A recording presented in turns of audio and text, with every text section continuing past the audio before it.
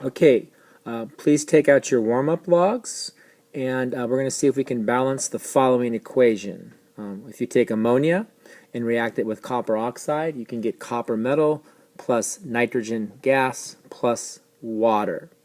So go ahead, work on that alone by yourself for a couple minutes, see if you can figure out the balanced equation, and then maybe check with a neighbor and see how they're doing. If the substitute at this time could please pause the recording, and then you can start it up again once it appears the students are prepared to see the answer. Thank you.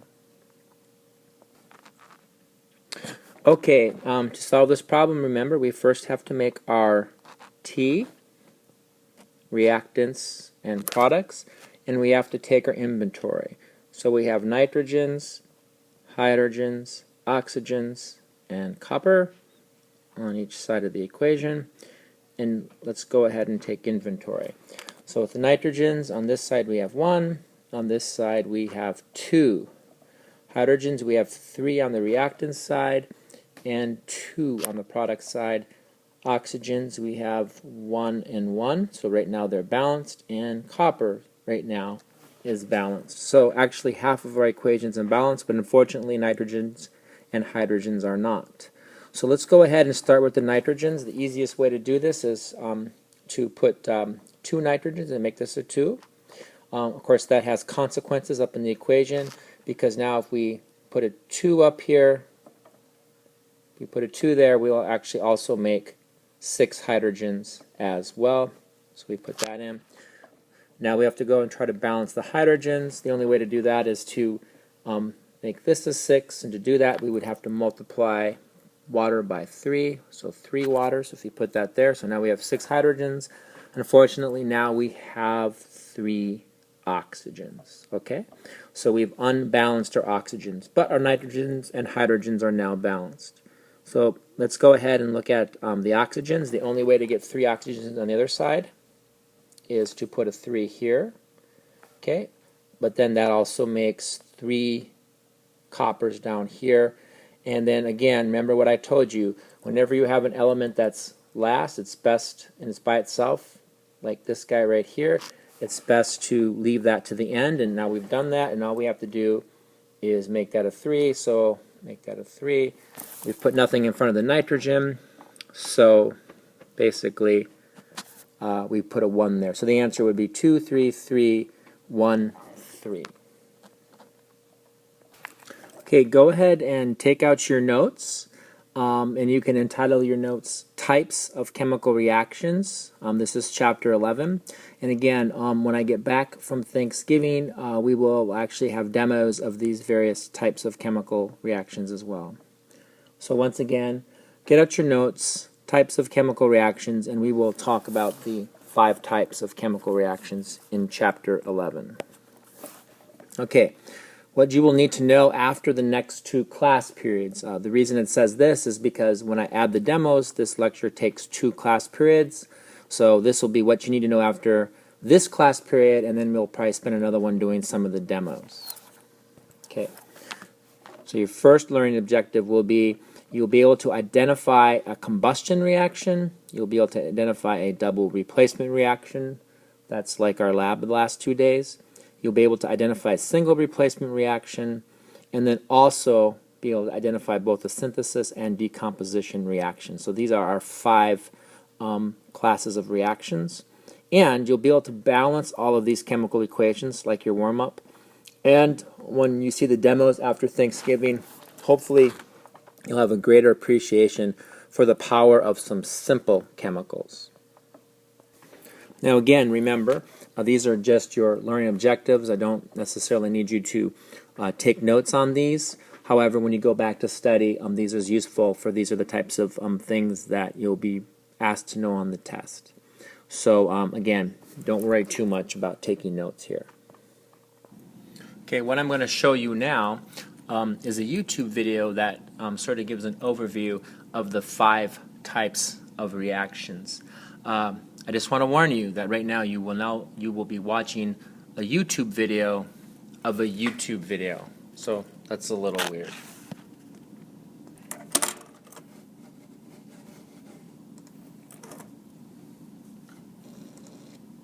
There are 5 major classes of chemical reactions.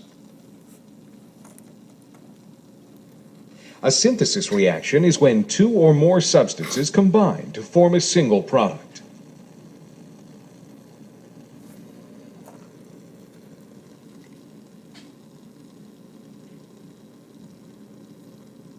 In a decomposition reaction, a compound breaks down into 2 or more simpler substances.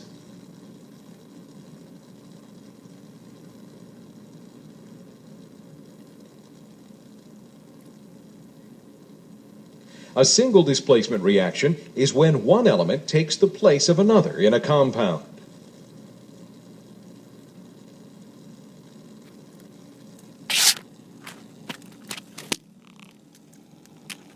In a double displacement reaction, the positive and negative portions of 2 ionic compounds interchange.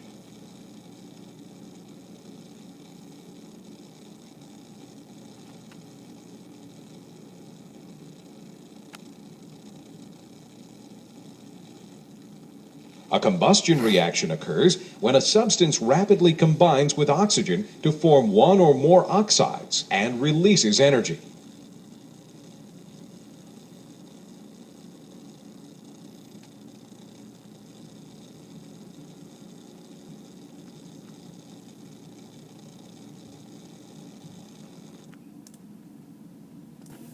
Okay, so the first reaction we're going to discuss is the combustion reaction.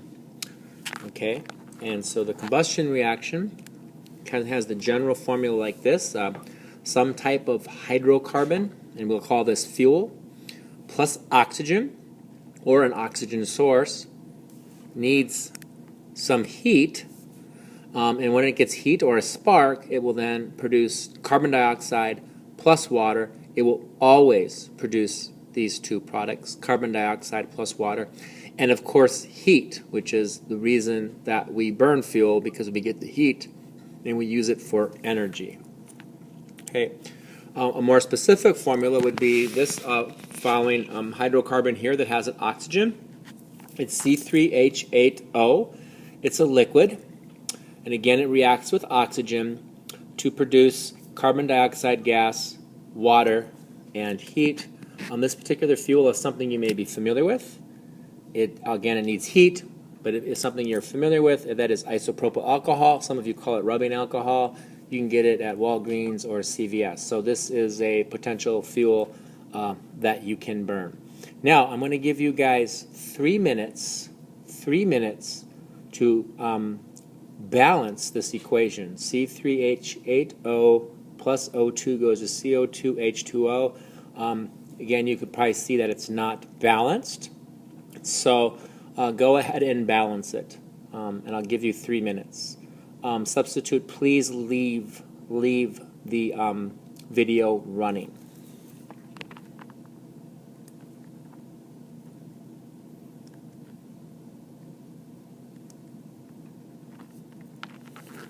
Okay, remember now how we start these. We always make the T, reactants, products, and we take our inventory, okay? So you all should be able to do that. Then it's a matter of putting this together. Once you get done, please feel free to help somebody else, and I'll reveal the answer in about 2 minutes.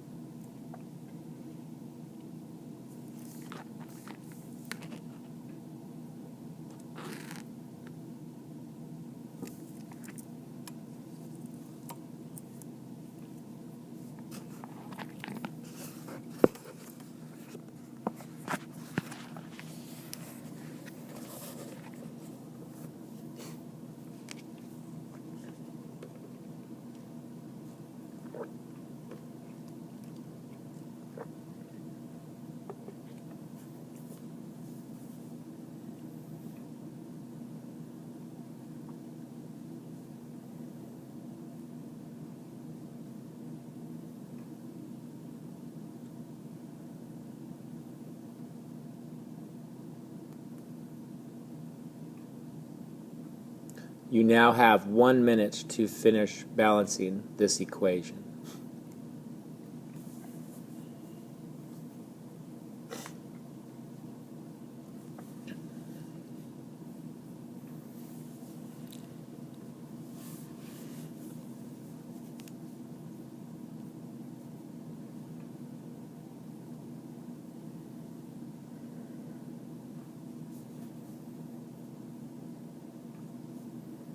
You now have 30 seconds to finish balancing this equation.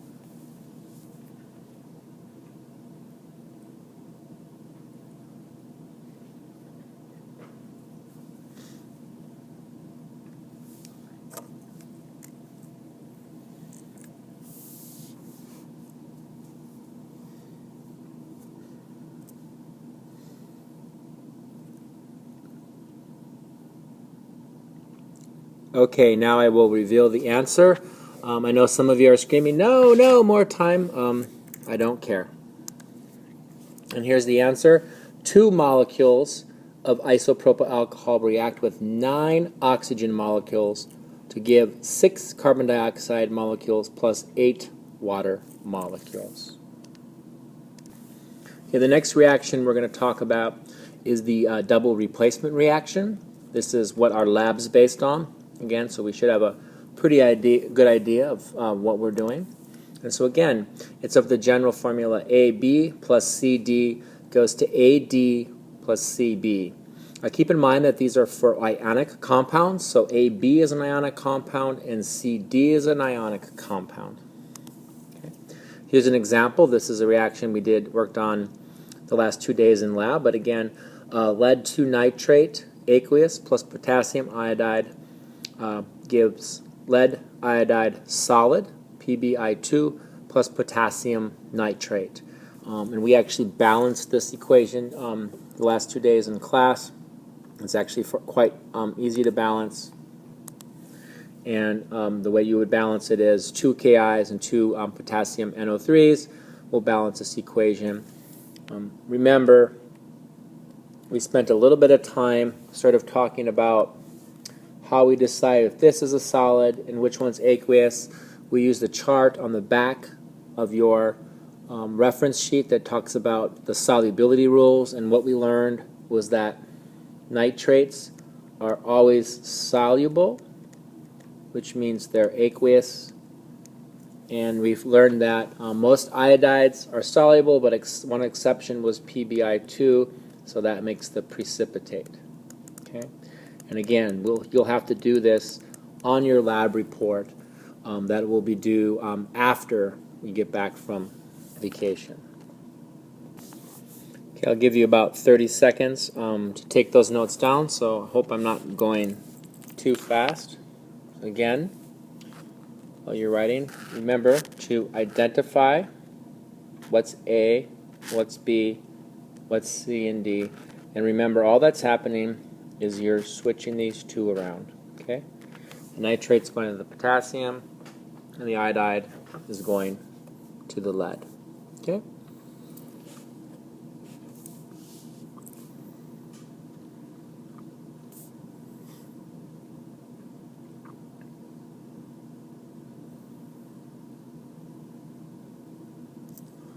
Okay, I will move on to our next reaction, which is the single replacement reaction. This is one we haven't spent a lot of time talking about yet. Okay, the single replacement reaction is sometimes called a displacement reaction, and it's somewhat similar to the double replacement reaction, and it takes the following form. A plus BC goes to AC plus B. And the way this always works is you actually have this right here is always a metal, and then this one here is always an ionic compound. Okay, and then it goes to give a new ionic compound and then a new metal. Okay, so again, a metal plus an ionic compound gives a new ionic compound, AC, plus a new metal. So let me show you an example of that. Okay, and here's an example. You can take zinc solid, so that's your solid metal, plus hydrochloric acid, which is aqueous, meaning it's dissolved in water. You can mix those together and you get an instantaneous reaction. Turns out the zinc is always +2, so you need 2 chlorides. You're going to need 2 chlorides. Right here, 2 chlorides to satisfy the 2 plus in the zinc. And then you do something interesting. You make hydrogen gas, and it gives off a lot of heat. For some of you who have been bugging me about blowing up, or actually not really blowing up, more of the line of exploding a balloon of hydrogen. You might imagine that if I'm trying to show you an example of a single displacement reaction in class, which I'll do after Thanksgiving, if I could find some way to collect that hydrogen, then perhaps we could also blow that up as well. Keep that in mind. Anyways, again, if you look really closely, I think you can see the A part, the B and the C now goes to A, C plus B. And again, I said this is an element. Sometimes it's a metal. Actually, I think I said metal. I made a mistake there. In this case, it just goes to a new element. Okay? Depending on what we're doing. In this case, it's a new element. Sometimes it actually is another metal. We'll see some other examples of that. Okay? Let's see what else we've got here. Oh, and all I did down here was just simply balance this equation. This equation balances quite easily. All you need to do is place a 2 in front of the HCl and everything works out pretty nifty. So zinc plus 2 HCl's goes to zinc chloride plus hydrogen gas plus heat. So this is a single displacement. So again, what you want to do in these reactions is simply look for something that's by itself with an ionic compound. This is the ionic compound. And then you know it's not a double replacement, but it's probably a single replacement.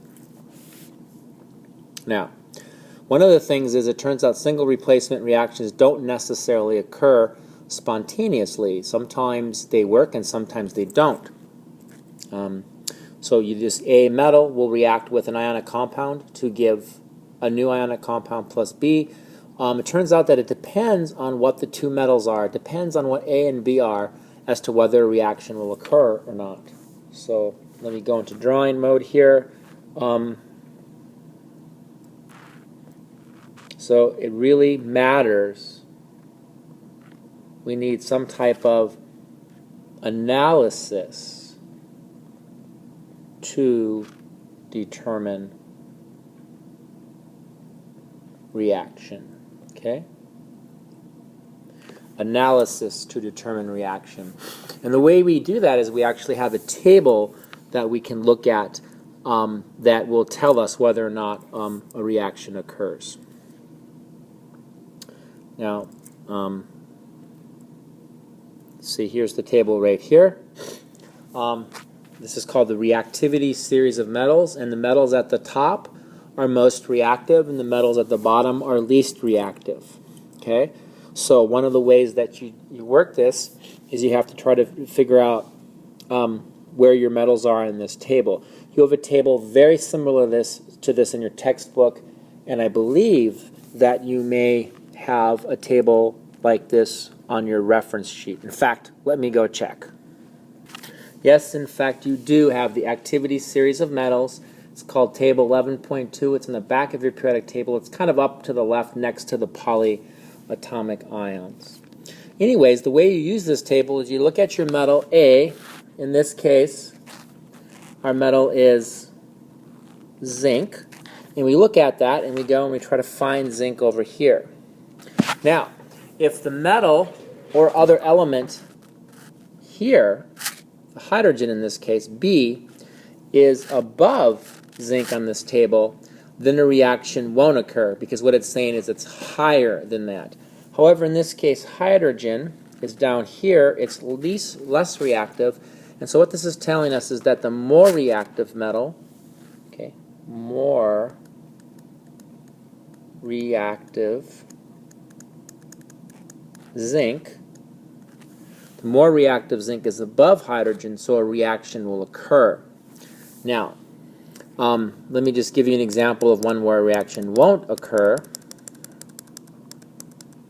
Let's say we take our zinc, and again we find zinc here on the table, but let's say we have, instead of hydrogen here, let's kind of scratch that hydrogen out, and let's say we have AlCl3. That's a typical aluminum chloride compound. Now in this case, if you look across, you find the aluminum, you see, oh my goodness, aluminum is more reactive, and so this will actually be a no reaction, because, again, NR, no reaction, because aluminum is more reactive than zinc, so the zinc will not displace a metal or element, because we do have some nonmetals in there, will not displace a metal or an element more reactive. Okay? More reactive. Okay? So I'll leave that up for a second. But again, you have to find the A metal, and you got to decide is that if the metal of B for the BC is above it, it won't happen. So anything with carbon, aluminum, magnesium, calcium, sodium, potassium will not react, but zinc will displace anything with iron, tin, lead, hydrogen, copper, sulfur, gold, platinum. Anyways, you do have a table very similar to this in your textbook, and then you do have it on your chemistry reference sheet that you'll be able to use on quizzes and tests. I'll give you about 20 to 30 seconds to finish up any of your notes.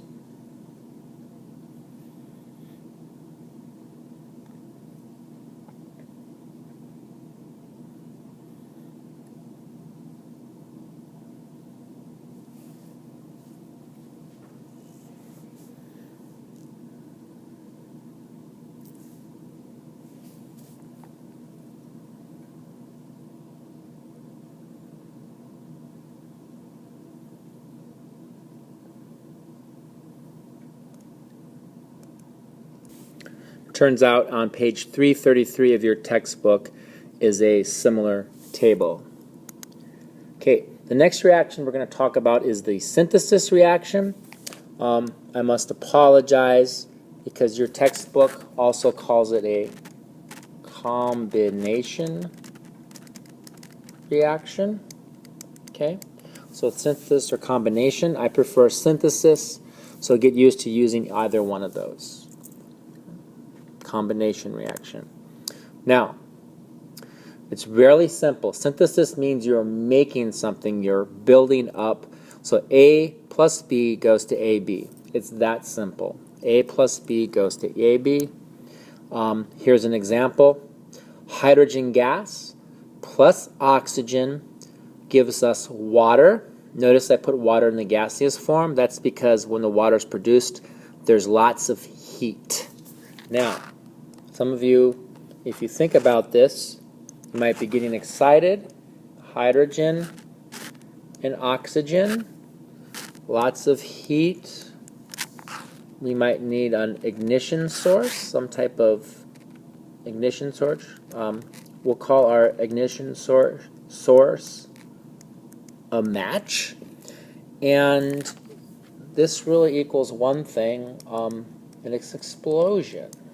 And this is a very explosive combination, and hopefully if things work out, something you'll see after Thanksgiving, something to look forward to. Okay? So, anyways, hydrogen plus oxygen, and if we were to balance this equation, it basically comes out to, it's a pretty simple to balance, but you just put a 2 in front of the hydrogen and then 2 molecules of water, and this is a balanced equation. Okay, and again, you need to add an ignition source, or, as I said, an ignition source here, which is a little bit of heat. Okay, so again, I'll give you a second or two to write those notes down. But again, this is a synthesis reaction. This is the most common reaction that chemists do. Let me write that down. Most common, because chemists are employed to make things, to make new products for you. It would make sense that what we're trying to do is synthesize new things. If I'm trying to make a new drug for Alzheimer's or Parkinson's disease, I want to synthesize a new compound. So this is the majority of what a lot of chemists do. And we'll move on to our last reaction, which is simply the opposite of a synthesis reaction, and this is a decomposition reaction. And let me show you, it's just the opposite. AB goes to A plus B, so it goes to its component elements, A, B. Whatever it's made out of, it generally goes to its kind of raw elemental form. You could even have a decomposition reaction that's A, B, and C goes to AB plus C. So that would still be considered a decomposition reaction. It's maybe not fully decomposed, but again, something that's just one thing is breaking apart into many things. So one thing over here, many parts, or I guess it's not many, huh?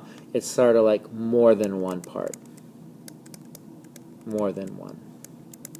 Many is maybe kind of a bad terminology to use. Okay? So one part goes to many. That's a decomposition reaction. Makes sense. Makes sense. Okay? And let's look at an example. And I didn't talk about this, but you could even have A, B, C goes to A plus B plus C. Okay? Now, let's see. I wanted to show you an example. This is kind of hard to do because I don't have the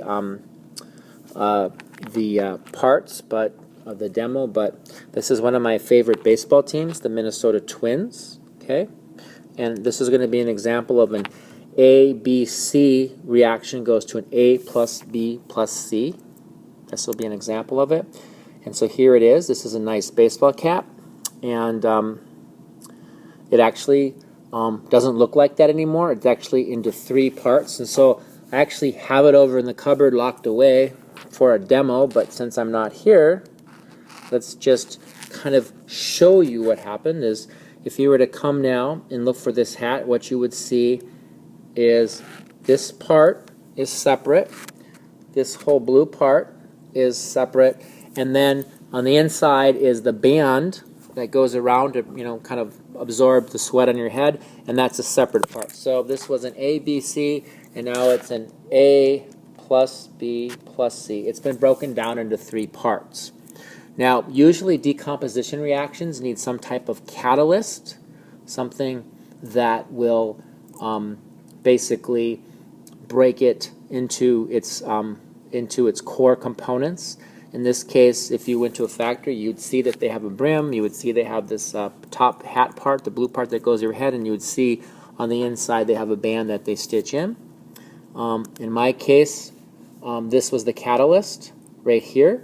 My dog Yogi, and this was the trip that he did it on. He got a hold of my hat one night, and within about 10 seconds, he had decomposed my baseball cap into its constituent parts, A plus B plus C. He was really sad, but what can you do? He's kind of cute. But let's do something here. So, I'm sorry. He's sorry. Oh well. Bad dog. So, and I wanted to give you an example of a decomposition reaction, and here's one right here. Again, this is a demo, believe it or not, that we've already done, and let me give you guys a hint. or maybe not a hint, let me just tell you. This was the gummy bear rocket fuel demo. And the way this reaction actually works is that you take this compound, potassium chlorate, that was the white solid. Remember, you guys looked and I started to melt it. I melted that white solid, so I added heat. And what happens when you melt it, it starts to decompose. When it's really hot, it has this KCl, which at the time is kind of melted into that melt. But the bubbling that some people went up there and saw, they saw some bubbling coming out, is actually pure oxygen. So what happens is when you throw a hydrocarbon in there, or sugar, which is carbon and hydrogen, it reacts with the oxygen in a combustion reaction because it's really hot and it's got pure oxygen, and now you put something that can burn, and so then you saw basically a decomposition reaction then followed by a combustion reaction. And if you recall, it's a pretty extraordinary reaction. So what I want you guys to do, and then again, there's the heat, and this was the heat that was provided by the blowtorch that I used to melt it. Okay. Now what I want you to do is take about 2 minutes and try to balance this equation. This one's a little bit more tricky. I want you to try to balance it. I'll give you about 3-4 minutes to balance this equation. Well, probably 3 minutes. Substitute, you can leave the video run. Again, 3 minutes. Once again, RP, take your inventory,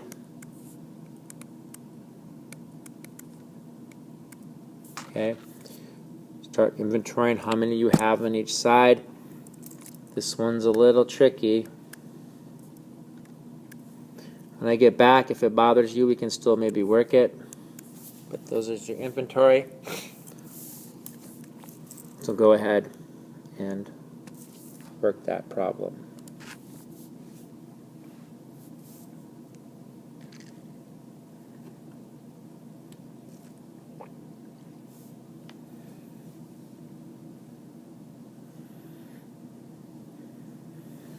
If you're stumped, turn to a partner and see if you guys can work on it together.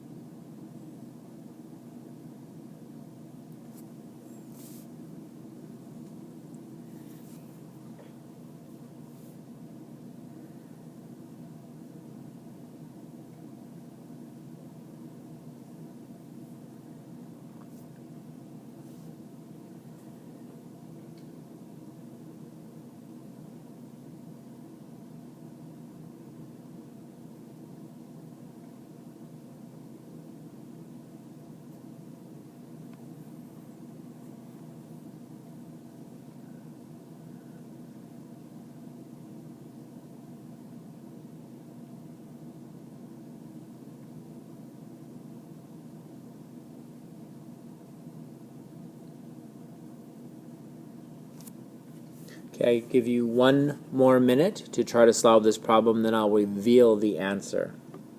Work hard. Don't be slackers.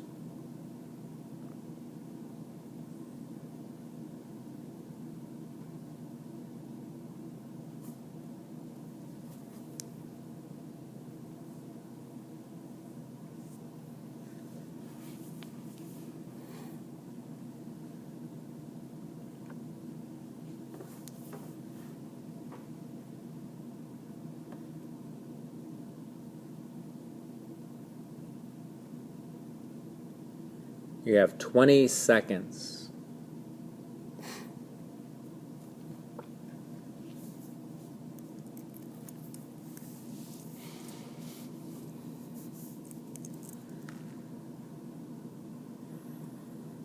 And the answer is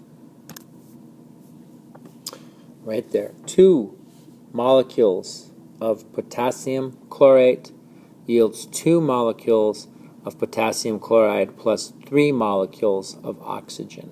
Okay?